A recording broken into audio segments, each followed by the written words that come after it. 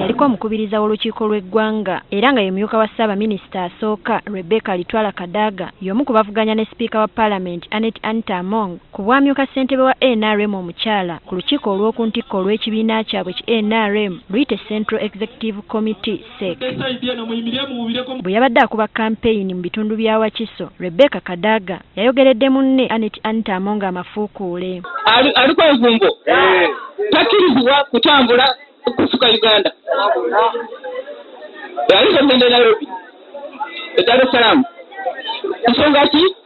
Lwabubbi. Ono era yeemulugunyizza ku bavunaanyizibwa ku by'okulonda mu kibiina kyabwe nga bwe babasibako emivuyo egyeyolekera mu kulonda kwa kamyufu k'ekibiina. Petition after petition. Kuyomba na kuyomba. Buli wamu kubba. Buli wamu kubuzabuza result.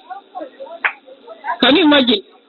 Bali nze yasinga buli mu Uganda bali banyume declaration. Can you imagine? Nze banyume declaration. Nga siriko na kuvuganya. Nenga bajinyimi. Bino olugudde mu matu g'akulira akakiiko k'ebyokulonda mu NRM Tango Doi n'asambajja ebimwogerwako. Candidates will be called. Delegates will be called to vote and they line behind the candidate. Tango Doi does not have any way of changing a long line to become a short line. So if the line is shorter behind you, ladies and gentlemen, those are the voters.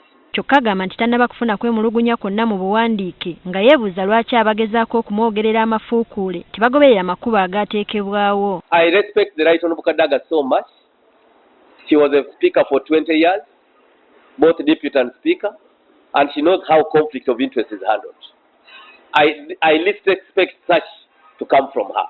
Era avumiridde abeeyogerera amafuukuule mu kakuyege waabwe. They are making consultations with the voters, but some of them are already using bad language. Some of them are already abusive.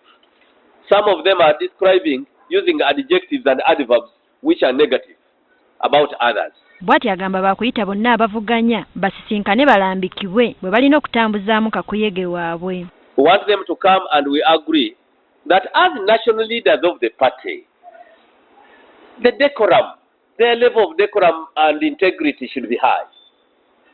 We also want to meet them to take them through the do's and don'ts for the election coming. Okulonda obukulembeze bw'oku ntikko mu kibiina kya NRM kusuubirwa okubaawo ng'ennaku z'omwezi 27 omwezi guno ku kisaawe e Kololo.